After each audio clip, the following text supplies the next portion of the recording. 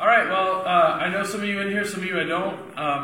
I am the lead pastor of Calvary's Love Owego. I'll give you a little bit of a background and explain the context in which I minister because it's a little unique.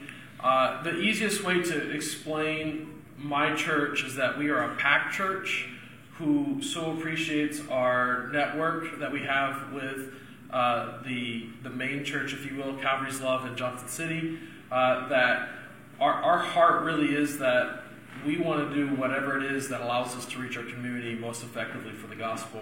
And so for us, continuing to stay a part of that network of the two churches at this moment allows me and my church to reach Owego, where we're at, the most effectively. I pastor about 100 people, and I have the resources of about 800 people. So that really allows me to effectively minister. And so because of that context that I minister in, vision's an interesting question for me in terms of how does it work out, who creates that vision, who casts that vision, and who carries that vision. And really those are the three pieces of vision. You have your creators. That's the role these are the people, usually the senior leadership, the executive leadership. They're getting together, they're praying, they're asking God, give us vision for this church, for this community. What do we do? How do we do it? There's the casters. Those are those who have public platform to then share that vision from the pulpit, if you will. And this can sometimes be a wider group of people than just the executive team. Youth pastors can be a vision caster. And sometimes volunteer leaders are vision casters because they're leading another group of people and they're sharing, hey, this is the vision that came from the people that created the vision. And then there's the vision carriers, and that's what I really want to focus on today is those vision carriers. And I'll explain and kind of unroll what that vision carrier role looks like. But first I want to talk about a little bit of the tension that sometimes we feel. And it's this. I served as a youth pastor for 10 years or so. I've been in my current role about 4.5 years, or 4 years rather. And I felt as a youth pastor and a family pastor in different roles that I served, I often felt this tension because I wasn't at that creation table. I didn't have that role of vision creator. That wasn't given to me. That wasn't where I sat at that moment in time in my ministry. But I wanted to speak into that vision because I cared about the organization I served. We all have that where we serve in a different position and we think, man, that's a great vision, but maybe it could be better said this way, or maybe. And so sometimes we don't even sit in that vision caster, the vision caster role, where we have the responsibility of sharing it. But we think, if the language was better, maybe that vision casting would sound better, or it'd be clearer, or whatever. So sometimes we find ourselves with this tension because we don't sit in that role as the caster or the creator. And what's hard about that tension is it disrupts the role that all of us play all the time, and it's that carrier. Because you see, the gospel is carried, and the vision of the church to go is carried relationally. And vision carriers are those who have bought so into the vision that they relationally carry that vision to people around them. So I can be an amazing communicator, and I can be an amazing vision caster and vision creator. I can receive from God a divine vision for my church. And I can pray, and He can give me the best messages, the best vocabulary, and I can stand up behind a pulpit, and I can cast that vision. I can be Andy Stanley, right? He's like, didn't he write a book about that? Yes, he did. He wrote a book about that. I can stand up there and I can cast vision. But until people pick it up, and until people carry it, until I carry it, then it's just a cast vision. It's just something that you put out there. When I was a kid, my grandfather was this fisherman of renown, and I was always wanting to go fishing with him. And when I was little, he would give me the worms or the minnows. But what I wanted was the fancy lures. I wanted like the rattle trap lure. I didn't realize that thing cost like $6, even in the 80s, and it was expensive, and I was going to get it hung up in the weeds and lose it. But what I didn't understand about that fancy lure, and I'm a terrible fisherman, by the way, was that when you cast that out, you've got to work that back so that the fish buys into the fact that they think that's a real minnow. You've got to shake and jiggle the rod and do all sorts of fancy things that I don't know how to do, still to this day. But there's something that you're creating buy-in on the other end of that line. And so many times, when we get to that lead role or that executive role, and we think, finally, I'm at the table. I'm a creator now. I'm a vision creator. I've got a voice into the vision of my church. Or we think, finally, I get to be the one that stands at the pulpit and I get to be the caster. I've been waiting for this moment for so long to be that vision caster, to be that vision creator. I can finally not carry it. And that's why so often we're so frustrated, because vision just falls flat. And we go, I don't understand. I prayed and I sought God. And that message I preached, man, I should sing that to somebody because that's good. Why isn't my church, why aren't the people around me picking up this vision? Why aren't they biting? And it comes to this thing that of those three roles, and by the way, that's not something that I came up with. Those three roles, the vision casting, the vision creators, vision casters, and vision carriers. That's a guy named Dr. Dan Ryland, incredibly smart, way smarter than me. Talks about a lot of leadership things. I believe I heard him through Carey Nieuwhof's leadership podcast. If you're not listening to that, you should. It's fantastic, well worth your time. He's the one who breaks it down into those three things. And I really believe that of all three things, again, I've sat in roles where I wasn't the creator or the caster, but I was called to be the carrier. And I believe that's the role that none of us ever get to put down. Just because you step into a leader executive role doesn't mean you get to stop carrying the vision. In fact, you have more responsibility to carry. And it's a lot like what Claude was talking about there. I really enjoyed some of what he was saying about we can't have vision for others unless we have vision for ourselves, and leading through that. And this is about leading vision. So in order for us to get other people to carry it, we first have to carry it. We have to buy into every single area of the vision. We have to work out that area of the vision. And I don't want to get too far ahead, because I want to talk about what the characteristics of a good vision carrier are. And the first characteristic is that we always clarify.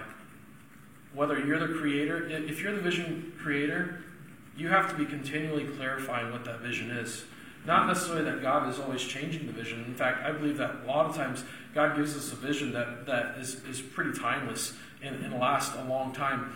Rarely, in churches that are very successful in many ways, they're carrying a vision that they've been carrying a long time. It's something that God has given them for that community. It's something that God has given them really a stability, and allows them to move forward in the same direction for a long period of time. And it creates a good relationship with that community.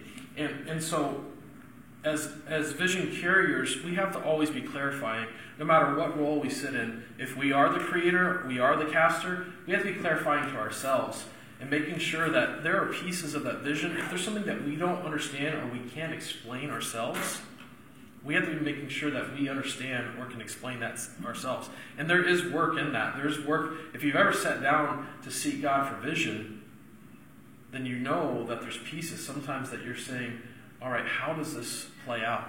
What does this look like? And so in ourselves, we're working this clarification thing. And what we're also doing is as we seek to create other vision carriers for this vision that God has given us, or rather, maybe sometimes it's a vision that you've been tasked with carrying.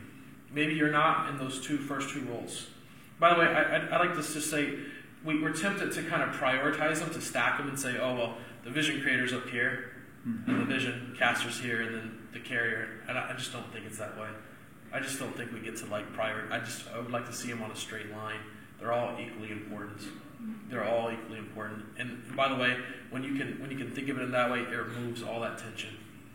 It removes that tension of, I'm not that guy. I don't get to cast this vision. I don't get to create the vision. And that clarification thing, by the way, a good leader is going to welcome the clarifying conversation. Yeah. Because they've had the conversation with themselves. And consequently, a good leader, you might be a blessing to them in asking for clarification. Because it might be something they have to clarify themselves. Or something that they're having to learn how to say.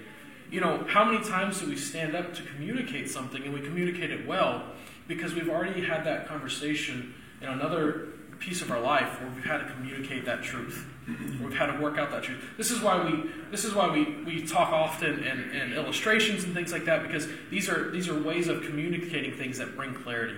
And so clarification is something that we just have to be intentional about as vision carriers. And this is something that we have to teach other people. And we have to create an environment where we say, listen, if you don't understand something about the vision, come talk to me. I want to help you to carry this. Because you see, vision is carried out so much more in coffee shops, in living rooms, in workplaces, than it is in pews and pulpits. It doesn't happen in the pew or the pulpit. It happens in those other places. Because our vision should be in line with the Great Commission. Our vision should be in line with the whole goal of the gospel, that all the world would know, right? And so because it should be in line with that, it should have that relational push to happen in those other places. So what we're doing ourselves is we're leading this part of the vision and being vision carriers ourselves. The second thing that the vision carriers are going to do is that they're going to be investors. They're going to invest not just in people, but they're going to invest in the vision. They're going to invest the time. Again, it takes time to clarify. It takes time to work it out. And I remember when I really got this as a youth pastor, realizing that the vision wasn't necessarily tying my hands, that rather the vision was giving me a direction to invest in. The vision was like I don't know how many of you ever met with a financial planner, but they give you directions to go. They talk about, here are different paths for your money. This is how you can be wise in this. And a vision is a lot like that, in that it gives us a direction to go. And so when I begin to understand that I have this direction that I can go, and as long as I'm going in this direction, I'm in unity with my senior leadership, maybe I say it a different way. Maybe the way that, because I had the responsibility as a youth pastor to cast that to my teenagers, to speak that out to them. And now as a lead guy, I have that responsibility in a different way. And the reason I explained some of my context at first was because when I was interviewing for my position 4 years ago, it was a long process, as it should be. And I remember I was really praying a lot. I was really, really, really praying a lot about this whole change. And it was a big step for me, and I really felt God in it. But I was asking God, give me something here. Give me something here. Tell me what you want here. And I'll never forget, I was praying and the Lord said, carry his vision in Owego. So as being a part of a network, I have a senior pastor that I am accountable to, Jerry Terry. Some of you know the guy. He's a great guy. And I thought, I'm not going to be the vision creator here. I have to cast the vision here. I have to carry the vision here, but I'm not going to be the main vision creator. And so the next time we sat down to meet, we were talking, and he said, what do you feel like God is speaking to you about this? And I said to him that I feel like God is calling me to carry your vision out in that local church in Owego. And he said, that's fantastic. Let's talk about vision. And so what he began to do is he began to clarify for me, here's the vision. And he said this wonderful thing. He said, I don't want you to think of this as something that ties you. And I thought, all right, that's good. That's good. I like that. Not because I was wanting to run on my own, because I like that that's that secureness, and this is what God has given us, and we know this is what it is. And he said, so think of this as the banks of the river, and everything you do within it, go. Just go. I don't want to dictate how you do it. I just want you to do it within this vision. That's good. I just want you to go. And so what's happened, and for me in Owego, is that's allowed me to buy in, to clarify when I need to. Hey, Pastor Jerry, what does this look like? What do you think about this part of our vision?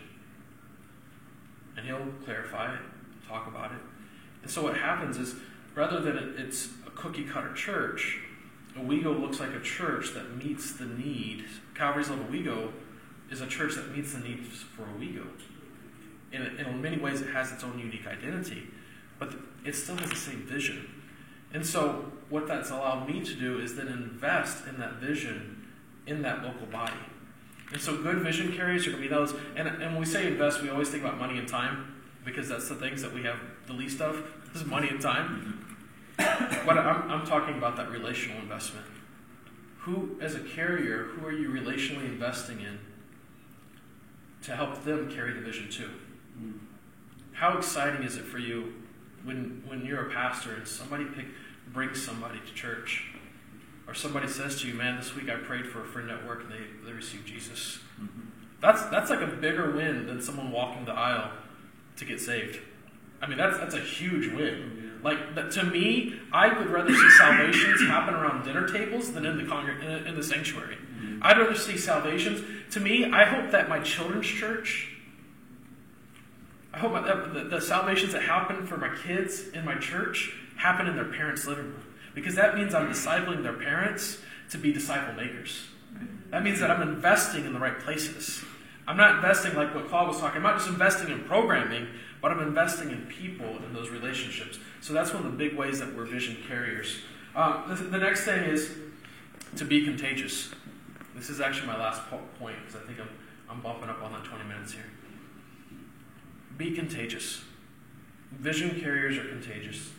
And I want you to think about this for a second. The flu is no respecter of persons. It doesn't even care if you got the flu shot sometimes. You're still going to get it if you're going to get it. Right? Viruses aren't picky.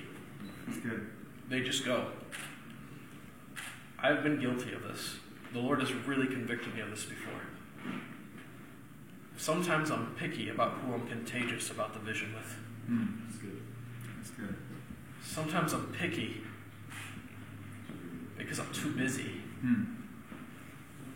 I see this lady at the coffee shop in my town all the time because I go there too much.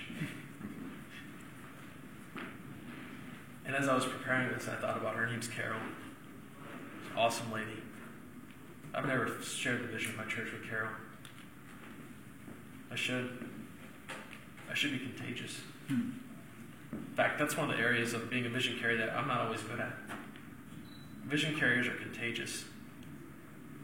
We're the people that go out and we're just infectious. We should be talking about, particularly as pastors, we should be talking about the vision of our church all the time. All the time, continually. You know, when a contagion hits a population, you know what happens?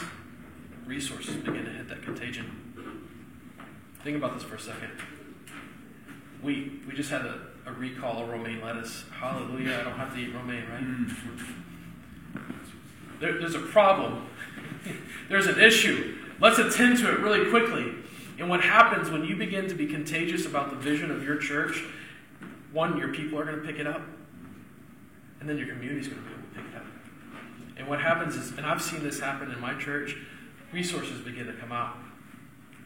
Because they go, I see something here. Now, that's two sides of the coin. We're talking about like a virus that's a bad thing and vision's a good thing. So let me not mix up the analogy there. It doesn't really quite carry that way. But I want to encourage you that be contagious. Don't be picky about who you're contagious with. It's good. And you know, sometimes we're picky. We say, well, that person's in another church.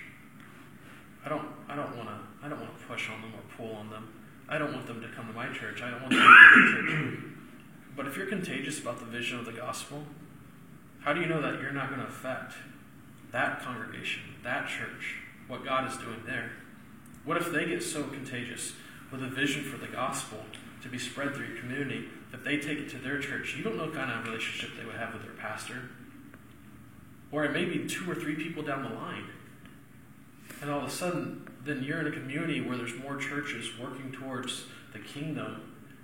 And together, you're seeing God do a miracle in your community. And so the contagiousness is a big part of being a vision carrier. And these are all things that we lead ourselves. Rather than being content with just being the creator or the caster, we have to be the carriers. And I don't think we ever get to put it down. I really don't. Because of that relational aspect of what being a carrier means. So, awesome. Thank you, Sean. That's awesome. Yeah. I feel like these are a little bit awkwardly close. Yeah. But hands. Yeah. So we just want to do a little bit of Q&A. You asked me to facilitate. Yeah. But basically, if anybody has any questions that you want to talk to Sean about as far as vision, fire away. You don't have to raise your hand. Just go ahead. Did I answer all your questions right away? Amazing. I win. All right, I got one for you. How do you feel like you get people in your church to be better vision investors? How do you create that? How do you do that on a regular basis? Yeah, so that one works out in some interesting ways for us. One of our values is relationship in our church, and so that works out for our value. What we value is relationship. So relationship is key for being a vision carrier and teaching people how to take time for relationships. So for us, one of the ways that began to practically work out was that when I first got there, we had 300 chairs in our sanctuary, and beautiful, beautiful chairs, right? But what I noticed was that nobody was hanging out after service. Nobody was sticking around. There was not relationship really happening. I removed the black 100 chairs to give us space. Instantly, day one, people began to stick around. Why? Because there was space for it. And so we literally made space for a relationship in our church. Then, when we begin to look at how do our small groups run, well, our small groups start at 7, but they don't really start till 7:20. Why? Because that first 20 minutes is a relational time. And we want people to come in, get coffee, sit down, have a relationship. And we want people to understand. And so a lot of times what I will do, and some of my volunteer leaders will do, what I've asked them to do is, hey, if you see a table of people talking, I just want you to sit down and just talk about what God's doing in the church. Let's just talk about what God's been doing in our lives and what He's doing in the community and what He's doing through the vision. And so in that way, they're taking those opportunities to sit down and direct the conversations, those relational conversations. Because they're already asking, hey, how was your day? My day was terrible. My day was great, whatever. Mm-hmm. They're already in this relationship. And so then when you have somebody that's a catalyst for that vision conversation that just comes in and says, man, isn't it so exciting how we're reaching this part of our community? Right. And then the conversation changes. And the hope is then that will begin to move past those times that we facilitated for that to times that are unfacilitated in their personal lives. And so I think literally making space for relationship within churches is an important thing. That's good. Well, any questions? Anything else? Any thoughts? Does anybody have any thoughts you've been thinking about, even your own processing as you've been listening, that you think could be beneficial for the group? I'm not looking for anybody to go on like a 10-minute tirade here, but things that you're processing or thinking about. Tell me I'm wrong. Yeah, you can be pushback too. Well, I just added my vision statement to my sermon on Sunday.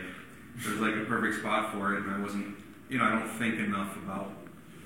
I heard what you were saying, and I need to do a lot more vision casting beyond the pulpit, but I also need to be better at vision casting in the pulpit. Sure. I know our vision statement, and I hope our leaders know our vision statement. Mm-hmm. But the idea that people know it, care about it, own it. Yeah. Like, I realize I need to be, whatever it fits naturally, which should be often, into a message, I need to find a way to just say, when we're talking about this is why we exist. Yeah. Because of, and then just throw the vision statement out there. Yeah. I think that's good. And I think same with values too. Yeah, your vision, your values. Yeah, getting that out anytime you can from the pulpit is perfect. Yeah. Mike.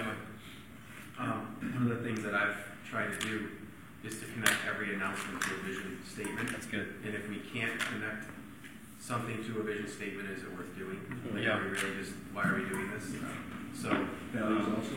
yeah, values in our, so that's really helpful. So when we talk about serving our community, we recite, when I'm giving that announcement, I literally say, because we value blah, blah, blah, blah. Right. We're That's going good. to serve in this way. Yep. That's good. So they hear the same thing every time because I keep saying the same thing. It's a very when practical that way. type of announcement comes up. I like that. Yeah, even in announcing your events, something as Yep. practical as that's super good. It gives people the why instantly behind what you're Right. doing. I don't give any information either. I don't give the what, not when. Oh, that's right here. Right. It all Yeah. goes on the screen. So I don't say when it is, how to sign up. It's just, this is why you should be there. Right. That's good. Because it connects to our vision. That's good. Right. People Yeah. remember Yeah. that. Yeah. So.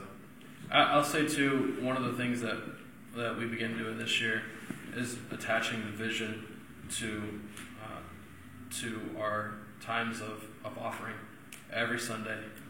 We talk about, listen, we care about the gospel being spread all across the world, not just here in our community, but the far reaches.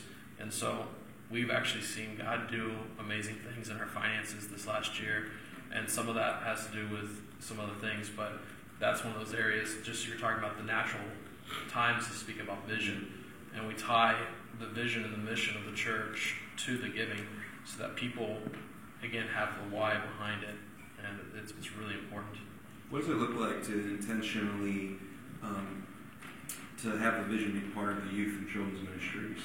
As far as would you suggest rewarding the language to be more same vision, but maybe a vision statement that the kids talk about a lot that is the same heart, but maybe more English and stage appropriate? Or Yeah, I certainly agree with that. I think what we do there, maybe like the idea of like a nesting doll isn't exactly the right analogy there, but you kind of are bringing that vision down to those age appropriate levels, and so that how amazing would it be that we have from birth, if we have the opportunity to minister to a family and that child from the time they're born until the time they go through college.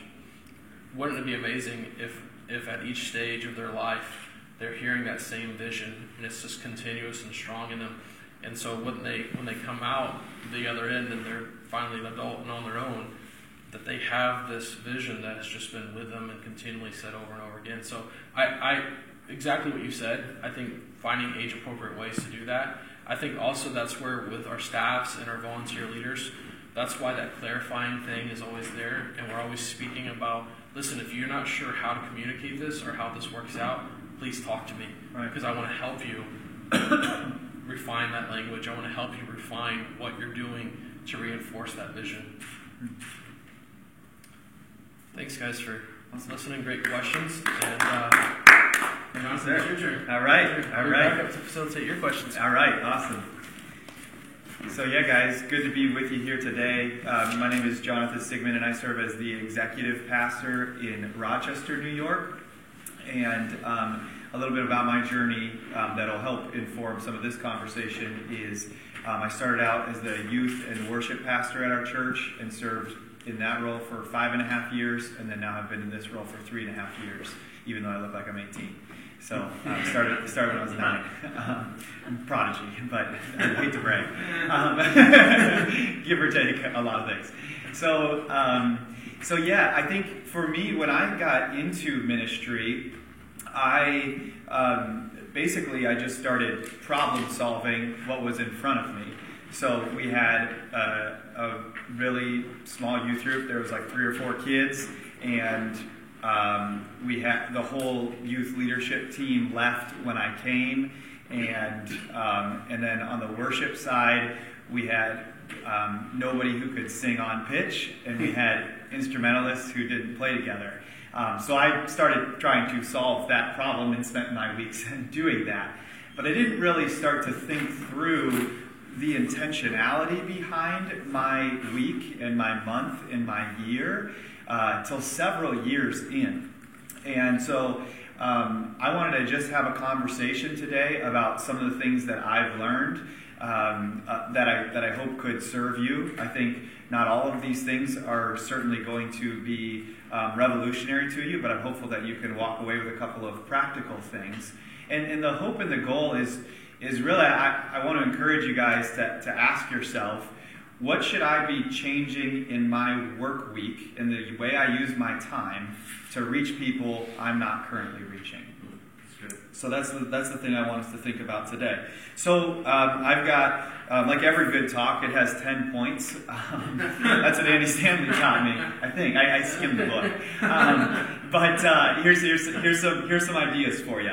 First one is this. What are your peak times of productivity? And what I mean by that, what are the times where you're really sharp, where you can get a bunch of stuff done? For me, I've found this is like 8 to noon, 9 to noon, that range. And so for me, I want to put my most important, my most critical, my biggest things right at that time. The things that get moved then to my afternoon slump, post burrito time. I don't eat a burrito every day. I wish I did. But what gets put there are things like meetings, emails, things like that I can respond to. Because what I found, and not that they're less important, but if I'm in a face-to-face meeting, I'm going to be engaged, and I could do that. But if I'm doing some long-range planning, or I'm doing sermon prep, or these kinds of things, I know I can get done. This is literal for me. I can get done 10 times as much in that morning slot as I can at that 3 to 5 slot. And so for you, what are your peak times? And then what are you putting there? And then in effect, what are you not putting there? What are you saying no to at those peak times? Like, do you need to not schedule, turn the phone off or whatever it is? What are the things that you need to do to make sure that you're utilizing the best of your CPU time there in the morning? And the other thing I would say about on your calendar is block that off and schedule in your most important tasks there. And by what I mean by most important is just that, not the most important, not just the most urgent and the most pressing. I think so often for us, we're so concerned about getting ready for the next service, the next Sunday, the Wednesday night, whatever the context is for you, that we don't begin to build in time into our calendars for the long-range planning. And that gets us into number 2, is how much of your time is spent on long-term planning and instilling the vision and values of the church to your leaders, to your staff, and to your congregation. And would you say to somebody else that that's adequate? Or would you say to yourself that that's adequate? Honestly, I would have you look at the last month and the calendar that you've carried. And it's just a personal assessment. I'm not making any accusations. I don't know about how any of you spend your time. But I think it's a helpful question. And I have to admit, this is a struggle area for me because I see a problem, I see something, and I just start dealing with it, or I'm dealing with what's right now, what's urgent, rather than what's the most important. So how much time are you taking, how much time are you blocking off in your calendar for long-term projects? How much time are you taking to think about casting vision to leaders, staff, if that's applicable, or to the congregation? And what does that look like in your context?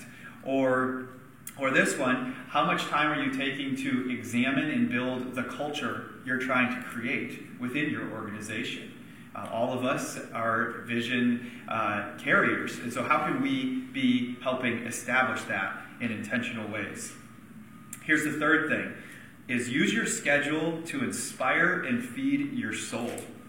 Here's what I mean by this. I think there's some times where there's work that just has to be done, and it's not necessarily work that fills us up, but we know we have to do this thing. It's part of the job, it's part of the gig, it's part of what needs to get done. So we see the importance of it, it needs to get done. But I think it's really important for us to find ways within our calendar to feed and nourish our soul. So whatever that looks like for you. And we've all heard things like, hey, we got to take care of our physical bodies, we got to take care of emotional and these types of things. But I'm even talking about, what this looks like for me is a lot of times I don't get the sort of interaction I used to have as youth pastor with people who are either walking away from Jesus or trying to come back to him. And that was so life-giving to me. And I miss that, and I crave that. Or another thing is I miss I did a lot more public speaking in that role weekly, and now it's, a few times a year. And so those are two things that really fill me up that I don't get to do as much. So for me, I want to build into my calendar ways that I can find ways to do this. So like what this looked like for me last week is I had a student in my youth group who was with me 7th through 12th grade. At the end of that tenure, he started walking away from Christ, and really has for the last 2-3 years just kind of wandered, not making horrible decisions, but certainly not putting Christ first in his life. And I saw, just because I follow him on Instagram, like his posts looked different. It looked like some things were changing. And so I just sent him a direct message. He doesn't even come to our church anymore. And I was like, hey, how's it going? I haven't caught up with you in a while. How are things going? He's like, oh, so glad you reached out. I'm actually trying to get my life straight again with Jesus and trying to figure that out. I'm like, man. So I'm like, hey, let's get coffee. Let's get together. I had that meeting, and that was so life-giving to me. Mm-hmm. That was good for my soul to be able to encourage him and see what God's doing in his life. I need that in my calendar because now I got a lot of this administrative stuff. And I enjoy that, but that doesn't feed my soul. I need those interactions. So do some things. Be intentional about feeding your soul with your calendar. Number 4 is this. Designate out specific times for appointments in your week and block off your other slots. And here's what I would say. It depends for you in your context what that looks like. But I would think this typically isn't going to look like you need more than 3 spots for appointments in your calendar, even if you're full-time. And if you're part-time, I'd say it'd be even less than that. But make it an intentional time. It's Wednesday morning, Thursday afternoon, and if absolutely necessary, it's an evening. Or whatever your rhythm is. But these are the times where I'm available for appointments. So it's not just anybody calls the church with any need at any time, they can get onto the calendar. Whether it's you who are taking those calls and setting those appointments, or somebody else, if there's an administrator who's doing that, they know here are the spots. If there's absolute emergency or that can't work, then here's our solution for how we do that. But this is the spot where we put them. And so I'm intentional about my week. This is my spot. These 2 hours are where I have appointments in the mornings. These 2 hours are where I have them in the afternoons. The rest of the time is spent on other things. And so you might say, well, what about when an emergency comes?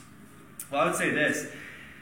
In my experience, when our church was at around 220 people. There were actually, what I felt like our senior pastor spent a lot more time on emergencies and counseling than he does now that our church is like 700 some people.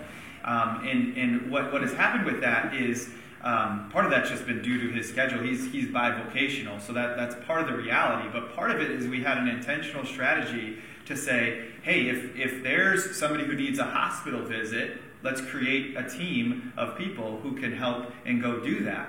Now, our senior pastor is still often going to do a visit, but he's often going to take somebody with him, and maybe that person goes up a couple of times and is able to care and minister for them. Or sometimes our senior pastor doesn't go at all, and somebody else is our pastoral care, and they're actually not on staff. They're volunteers that we've trained up to do that.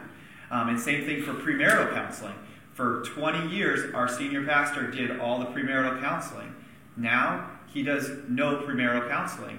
What we've done is we've trained up other people. And if you want curriculum on how we do that, I'll send it over to you. Send me something, or I'll give you my email at the end. Because now there's different things that need to take priority in the calendar. So for you, what is that for your appointments that you're doing? Which leads us right into number 5. Are you saying yes to the best yes for your work, or are you prioritizing your time to the best of how you think it could be? Because every time we say yes to something, we say no to something else. Sure. We all know this, but it's a really helpful reminder. It's true in our personal lives as well, but it's certainly true in our work lives and our work schedule.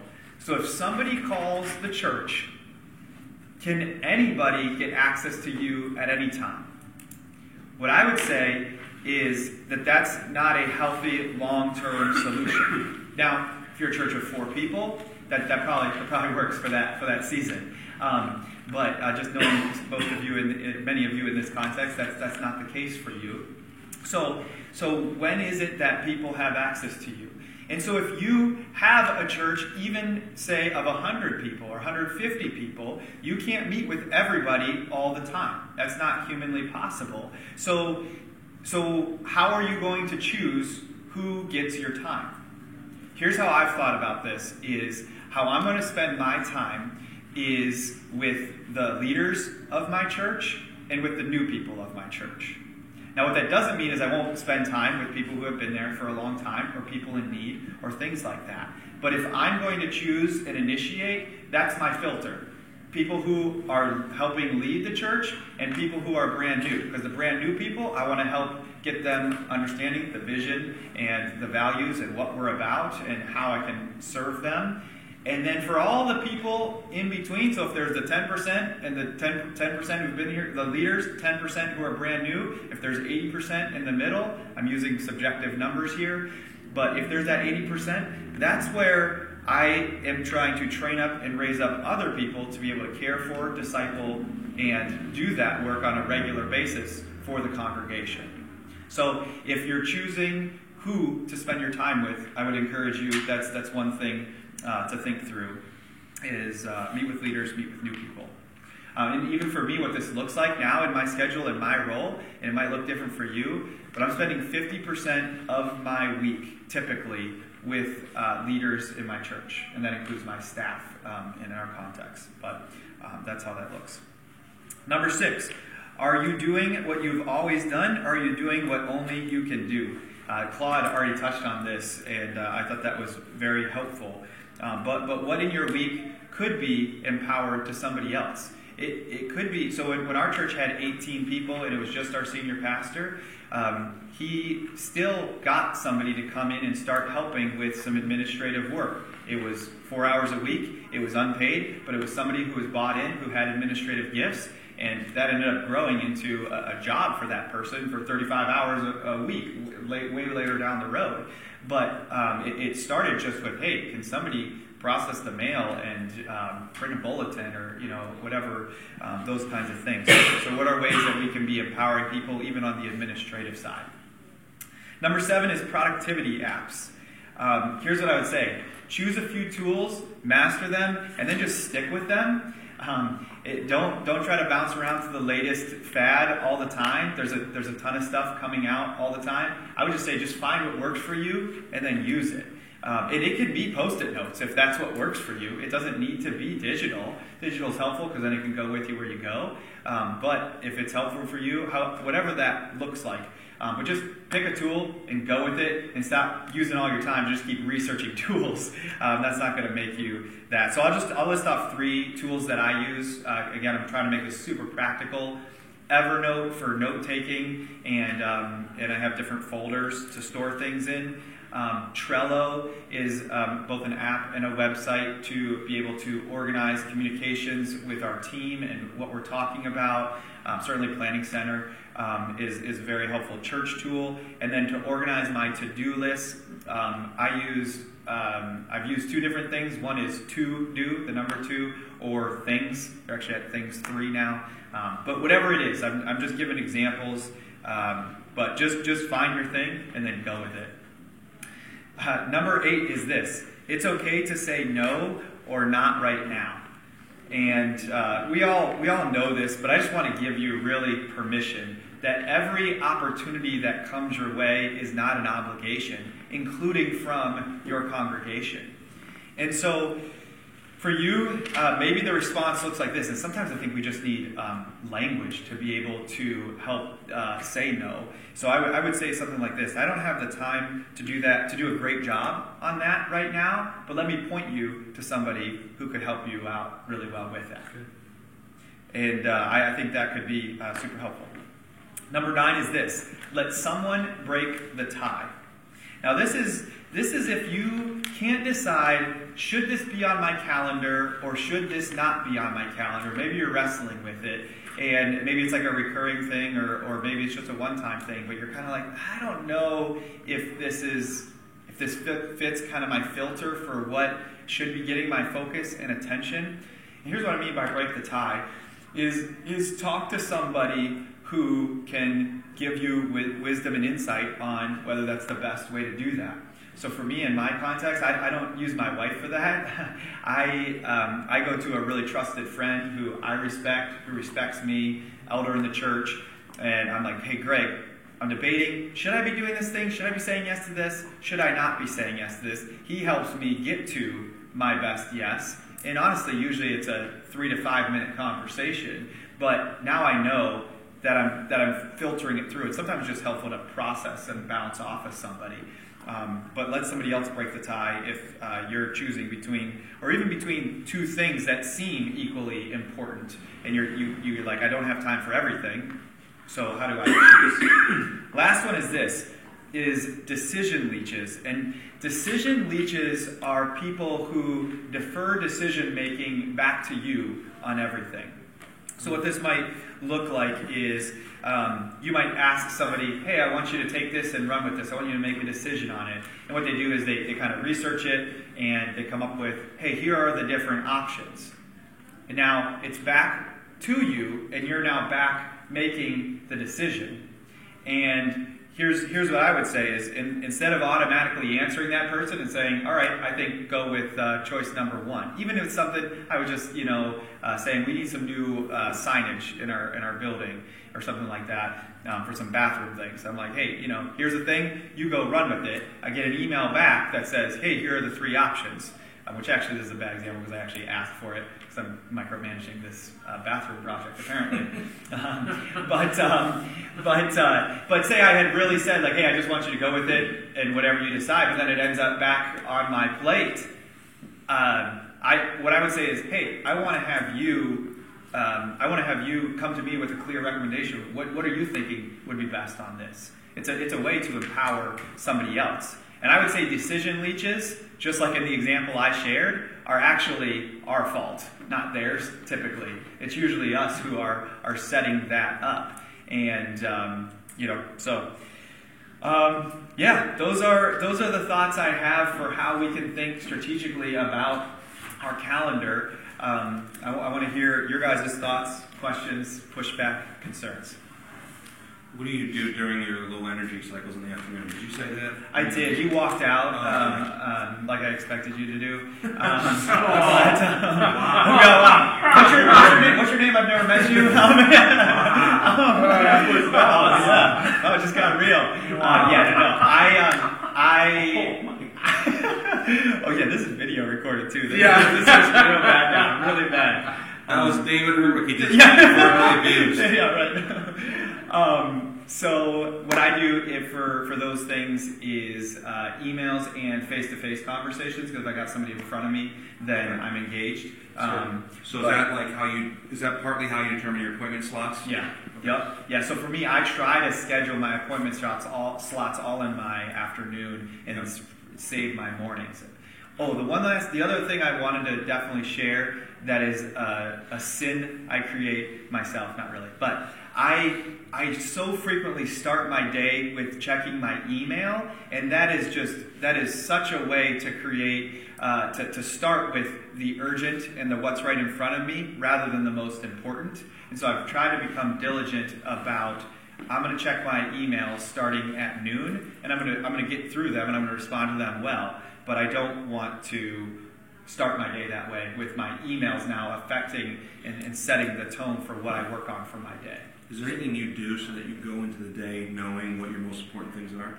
Yeah, I put into my calendar, this is what I'm working on for this slot. So from 9 to 10, I'm working on this. From 10 to noon, I'm working on this. And sometimes I just even have recurring things. When do you do that? I set that on Friday for the coming week. Okay. So you spend time.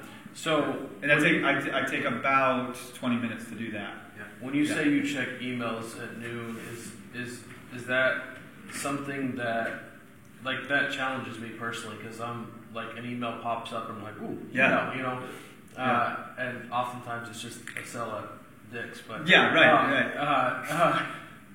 How often are you checking emails? else? Like, you said noon, but is there another Yep. time? Yeah, I do end the day as well, for sure. And that's really my goal. I try to stay on top of my emails and be somebody who's timely with getting my responses back. But I felt like in the past too, I was somebody who was almost like finding pride in like, yeah, I respond in 7 minutes if you send me something, Why? Yeah. I mean, if it's something really urgent, then I tell people on my team, I say, text me, and then that will be my interruption, but I don't get notifications of emails on my phone, because otherwise I'm distracted like that. It's a smart, practical thing. Turn off the notifications on your emails. Yeah. That's good. You can actually deactivate your email without removing it from your phone.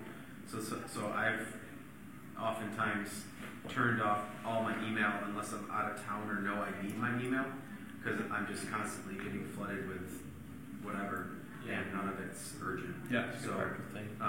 It's you good. can do that too. What about if you have a flood of texts all the time? Yeah, I mean, so I get on these text threads. I won't point fingers or name names. Just throwing them in the bus just over and over. I love this. Finally got my bully pulpit, literally. But what I'll do is I will just turn off notifications on that thread. I end up in these family threads that are just ridiculous, and so I'll just turn the notifications off on that. Or sometimes I will, even if it is like, here's my prime time, I really need to be focused.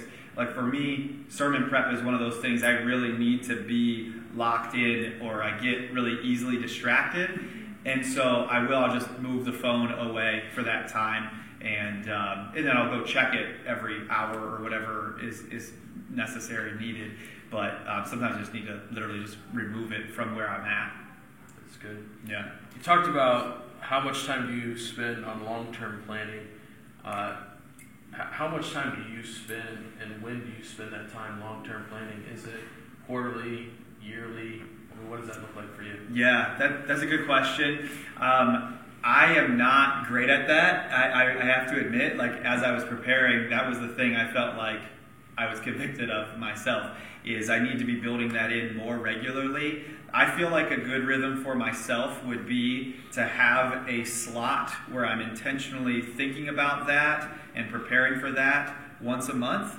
And I would think for about 60 to 90 minutes, and that would be one of those, put the phone to the side. But it would be a time for me to analyze what are the ways that we are carrying out our vision really well. Well, who are the people who are owning it? Who are the people who are not? What are the things that we are doing that we shouldn't be doing? What are the things we aren't doing that we should be looking at? And it becomes that long-range view. Kind of take a time to take a overhead view. I feel like once a month would be a good rhythm for myself. It might be different for every person, but I feel like taking that amount of time each month would be helpful. So part two of that question is, how often are you long-term planning with those that you're investing in? You talked about spending your time, and 50% of your time investing in your next level leaders. How often are you pulling them into that long-term planning time? Yeah, as much as I can. Typically once a week, honestly. Yeah, so and it's a little bit easier in our context because we have a staff, so I can call a staff meeting and they're required to show up. But even in terms of the volunteer leaders I lead, those ones more so, I would say I'm getting together every 2 to 3 months, and it's a check-in, it's an encouragement time, but it's also a time for me to cast vision for what's going on there. And sometimes they're initiating that, but I'm also initiating that. We have a seniors group at our church called Young at Heart, and I was just meeting with the leader, and he was trying to work through a couple of things. But I took that meeting that he had actually called, and it naturally flowed, but it was one of the things I really wanted to infuse into that group. And I got to share with him, like, hey, let's continue to make this group that never becomes a group that's just about us and inclusive, but that's always thinking outside of this group. So who are the people who are 55 plus in our Greater Chilai is our city, our town. Who are in Chilai, who are lonely and isolated and who don't know the hope of Jesus? What are you doing to actively invite them and set the table for them? Great, you're inviting them to the vision. Exactly. Even just in a passing conversation. I get super excited about the vision of the place I'm in. So sure, it just comes out. Let me ask you about. You talked about last question. Then we got lunch. You talked about having a tiebreaker. How did you pick that person? You said, I have this person. There's mutual respect. Yeah. How did you intuit that, or were you intentionally looking for that person? What are some tools that we can look for? Because I was thinking about, as you said that, like, who's my tiebreaker? Who's the person? I don't know if I actually ask anybody, like, hey, should I be doing this? Yeah. And for me, he is close friend and somebody who I know can keep things confidential, so very trustworthy, and I just respect him and think he's wise. So that would kind of be my main filter for how I think about that. I didn't have that for 6 years. I've had it for 3, and it's been very helpful. That's great. Fantastic. Well, we're bumping up against our time here. We've got lunch at Dave & Buster's at Destiny, and we will be back here at 4:30 for our afternoon session. Is that going to be Stephanie speaking at 4:30? Another breakout. Another breakout. In fact, Dave Hurtwick will be sharing this room, I believe. Is that where Dave's going to be sharing? Yep. Dave will be sharing this room for that breakout. So, oh no, he gets to go second. Dump on me. He has the mic left. Yeah, right. Seriously, that was a real bad read. And certainly, I invite you, to connect with me if you have questions, or connect with Jonathan. I know he offered that.